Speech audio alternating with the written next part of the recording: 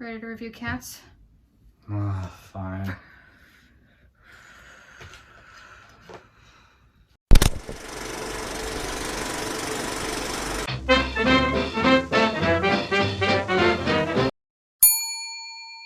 So the trailer came out and it was a mess.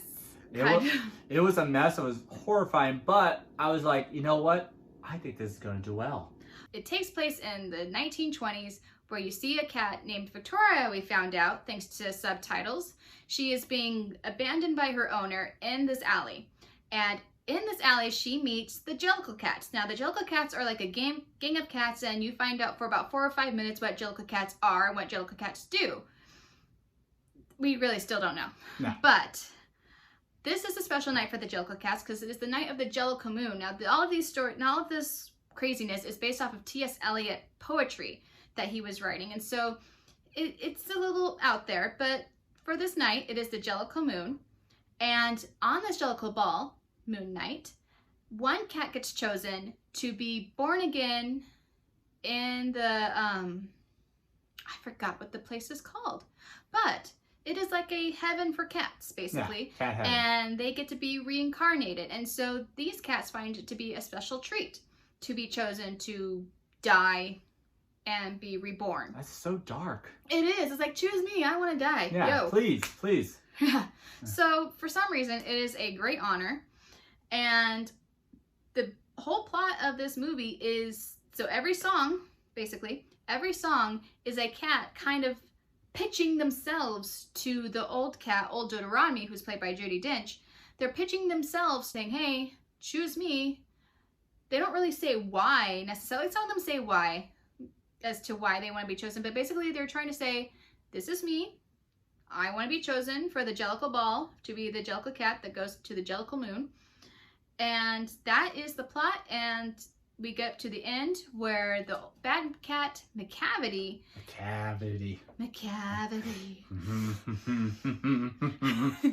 Macavity is one of the 2 magical cats in the whole Jellicle Cat world. But he's an outcast for some reason. Maybe because he's selfish or because he's scary with his weirdly green eyes. But he's the magical cat who wants to be chosen for the Jellicle Ball. And so he's going around getting rid of the competition. Yeah, making him disappear. Yes. And magic. He's a magician. I don't know why he'd want to be reborn if he's magic, but he wants to be reborn. So he's the bad cat, quote unquote bad cat, who is knocking off all the other competition. And it's up to the cat Victoria, who's kind of been building this crush with this other magical cat named Mr. Mistopheles. And it's up to them to bring back the other cats, save the day, save Old Deuteronomy from Macavity as well. But then at the end, it is from Victoria's suggestion that they choose Jennifer Hudson's cat, Grizzled Bottom, Griselda. It's close enough. Griselda Bama. Yeah. Whatever her name is. It's like they asked like 5-year-olds, okay, what's the strangest word you ever heard? Grizzlebuga. Sweet. That's the name of the cat. The name. We got it. All right. So they choose Jennifer Hudson's Grizzlebutt cat, who was shunned for being with Macavity for a while. And out of sympathy for her, she's chosen to be the Jellicle Moon cat who gets to transcend to the moon and be reborn. So Steven Spielberg was the executive producer of this film.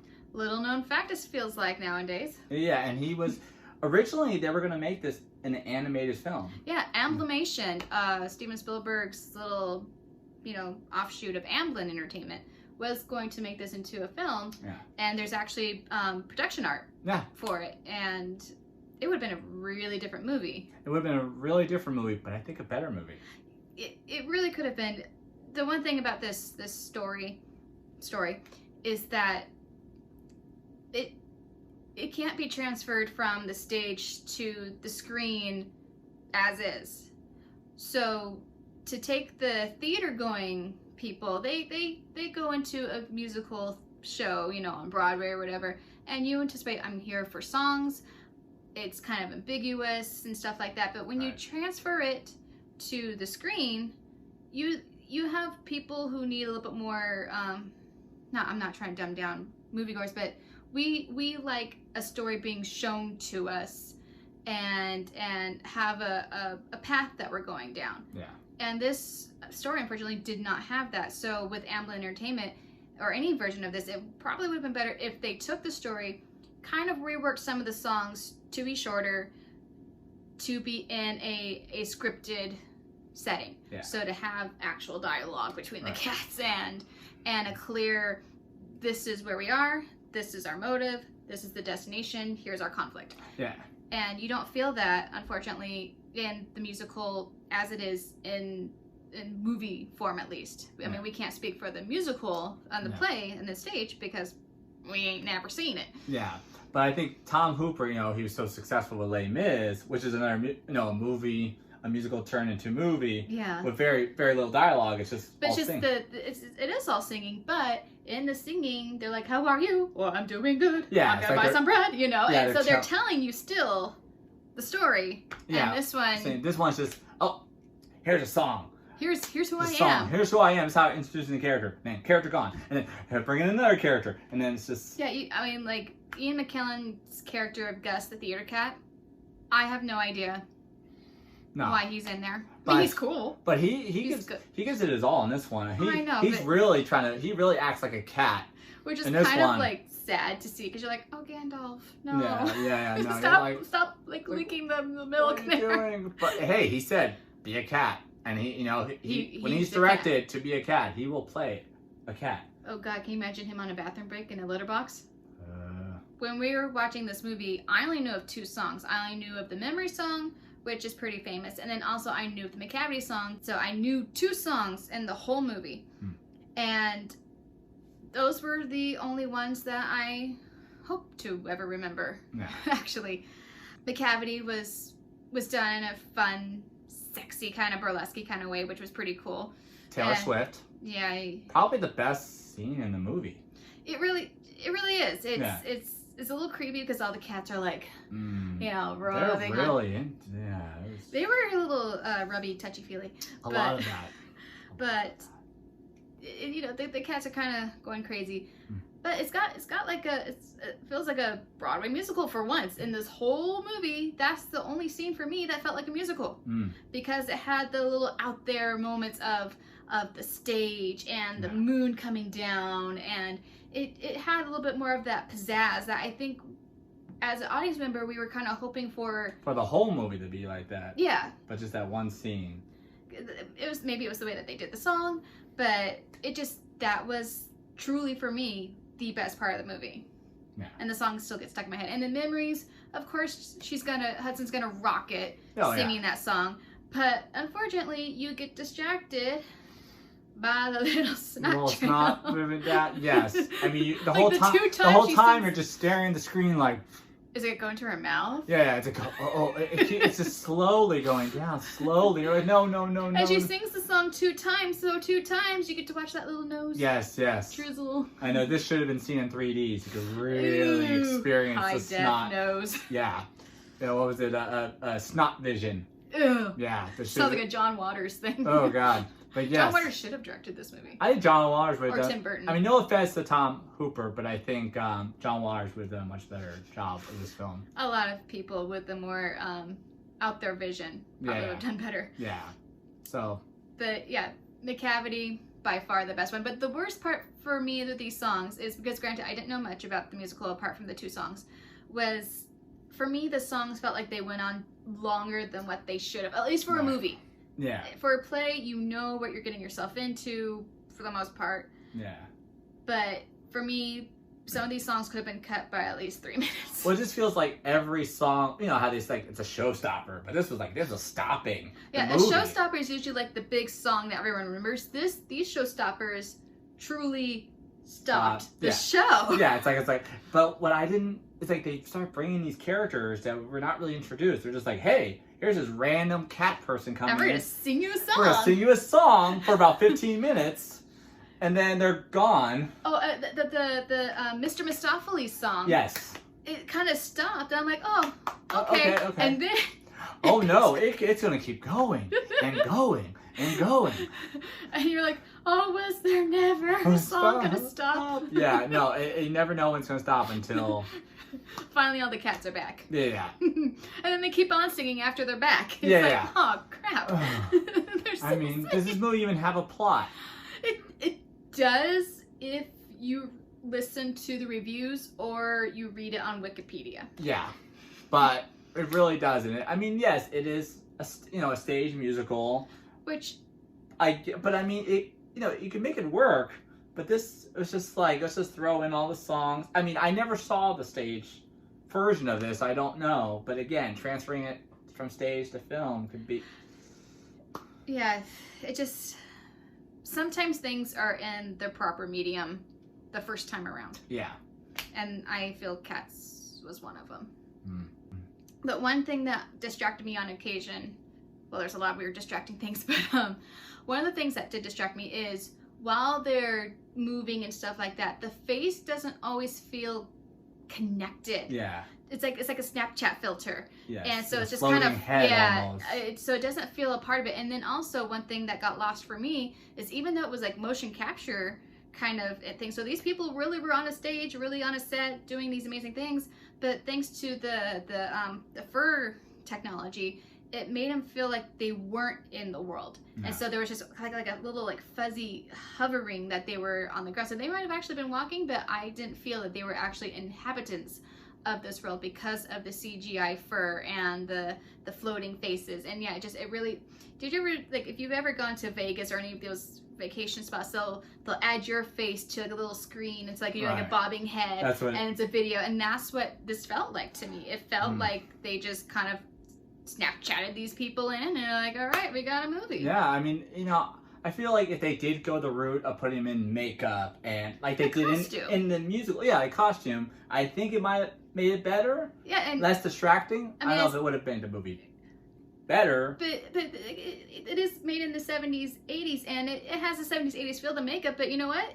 It works. Yeah. It works for that play. It works for this crazy story that they're telling. And yeah, so for them to have done a physical costume, physical makeup, I think the audience would have been forgiving. Like, you don't have to CGI everything. We're fine with practical effects here. Well, see, they already, in the 90s, they already did film the live stage musical with the costume. So it's like, well, we already have that, so let's, we got the technology. Let's show it off. That line from Jurassic Park, you worked so hard to whether you think you could, but you didn't stop to think if you should. Yes. Sorry, I butchered Jeff Goldblum's lines, but you get the idea. Yes. They were so focused on, can we do it? They didn't really think about, should we? Do? And yeah. But props to the set design. Set design is great. It was very Art Deco, which we got a kick out of. The proportions were wonky. Yeah, the cat proportion was not quite there. Sometimes it was, and then other times they're like tiny on the railroad tracks. Well, speaking of tiny, what about the mouse children? Oh God, the mouse children during Rebel Wilson's scene. It's very people creepy. talk about the cockroaches, but it was really the mice, like the half-rendered mice children, that were the most disturbing creatures. Like even afterwards, I googled the image of those mice children just to look at them and go, oh my God, it's very disturbing. I mean, it's just nothing about it feels appealing or like, ooh, I like that. Yeah. Just the Art Deco. I don't know if that's the reaction they wanted people to get watching that. Just like, ugh. I don't know. That's the perfect. That reaction is a lot of this movie. It's just, huh. Yeah, for a good 2 hours. You're just like, for 2 hours. Mm-hmm. Yeah. And we saw this sober, Yeah. Would have been better drunk, baby. We would have giggled a lot more in more positive ways, I bet. Yeah.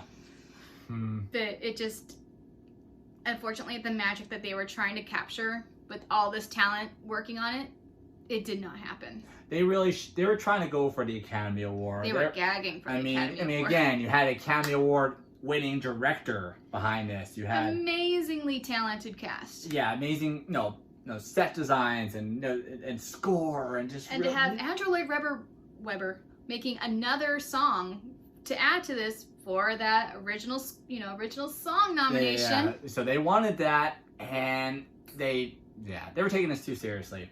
Yeah. They really should have gone like Rocky Horror.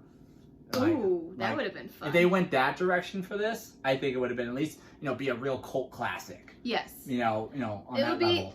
this movie might be like The Room original, like way back when, The Room classic, like it's just bad for a while. Maybe people might start building it. But The Room is comparing, that's story. so bad it's good. At least it actually has a plot. That's true. I know It that's actually has really dialogue. that's really sad when you have to compare it to The Room. I don't want to talk about it.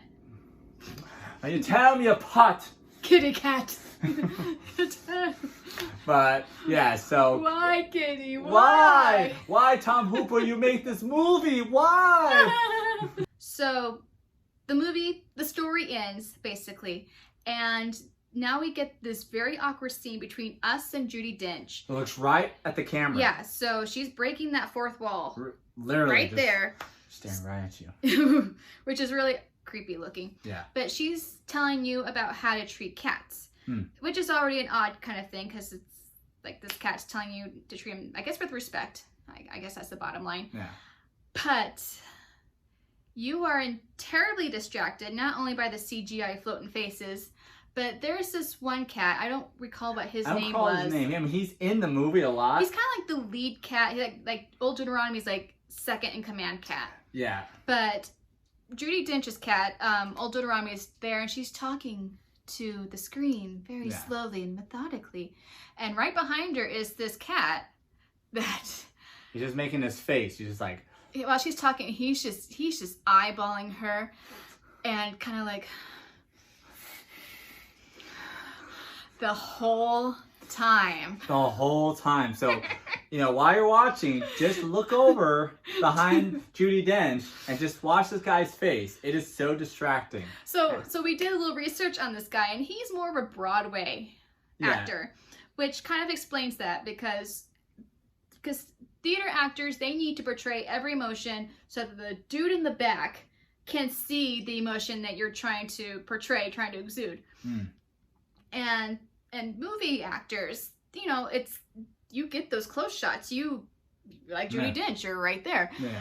So you don't need to have that many subtle expressions or micro expressions or whatever it's called. But that guy is Broadway acting. Over the top. I mean, they don't cut away from it. It just keeps the camera, and he's just like... Every single cat is horny. They're like... Just running. I mean, the people who are making this, they must have really studied cats. Well, yeah, they even sent them to cat school. Like there's like how many hours? Like almost as equal time of special features as there is of the freaking movie. Yeah. And like, oh, we went to cat school to study about cats, and you're just like, calm down, people. Yeah, you're just. Yeah, there's cats and pants, and like film. 2 scenes later, it doesn't need to be realistic. Yeah. No. But it just did not. It didn't wow me. It did not make me go, man, I want to be on the stage. It made me regret. It didn't inspire you to become a jellicle cat? No, I'm more of a genital cat now. After this, I want to beat somebody in the genitals after seeing this movie. This was. I mean, this could have. I mean, I would qualify this as a horror film. It is. It's a terrifying. psychological horror film. Yeah. They tried so hard. The special effects didn't land. The story didn't land. Nothing. I mean, the actors landed when they were doing their stunts, but... Yeah, but it's just a shame because you had all this talent behind it. You have such a well-loved musical. Yeah, with a Academy Award-winning director, Academy Award-winning actors, and you had great ballet dancers and break dancers and singers. Yeah, it's like the opposite of the producers. They try to get everything bad and they made something good, but this is the opposite. They had everything good and they made something bad. And it's a disaster of a movie. It's a disaster. And it's sad that 15 minutes in, you're already looking at the time on the I was looking at every now and then. I was like, oh, it's another hour of this. We still got an hour of this mess. But we're gonna hang on. We're gonna hang on and see where this goes. We sat through the whole thing. And so yes. I give you props if you can sit through it, but it's kind of like the torture machine from Princess Bride that they drain your life out. Yeah. that's kind of what this movie is. This is what they should have shown to terrorists. Clockwork Orange and his eyes. Yeah. Yeah, to get answers, just show them cats. So, unfortunately, this was a cat going on the carpet. Yeah. I mean, if you want to watch it for a laugh, maybe, but it wasn't... Just watch 5 minutes of it to get the laugh. But do not force yourself to watch the whole thing. Yeah. I mean, if you're drunk, sure. But don't watch this Take sober. a shot whenever the cats do something uncomfortable. You'll be drunk within 10 minutes. Die of alcohol poisoning if you did that. That's bad. I wouldn't recommend that. Do not recommend taking a shot every time you watch Cats. Oh, just every time they rub up against each other. Oh, yeah. No, you'll die. No. So, you know what? You want to watch Cats? Go to YouTube, watch cat videos, or watch cat people instead. Yes. You want to get cat fix? Do that instead. There's so many other options. I mean, you could even watch the Cats, the musical. Yeah, watch the stage play. Watch the stage play. I haven't seen it, but I'm sure it's far beyond better. You know what you're gonna get with that. It wasn't a mess. It's a mess, but you should still see it if you dare at your own risk. Yeah, if you really truly have nothing else better to do in your life, and you're like, you know what, I just want to waste 2-something hours, almost 3, with absolutely junk. This is your movie. You want to not impress a date? There you go. Put on Cats. That's how you end a first date. Watch Cats. Basically. Yes. We give Cats, you know what? It doesn't get any milkshakes. It gets a milkshake that even make it to the table. It just crashed. It gets 0 milkshakes. If you like our content, please like and subscribe and follow us on Facebook.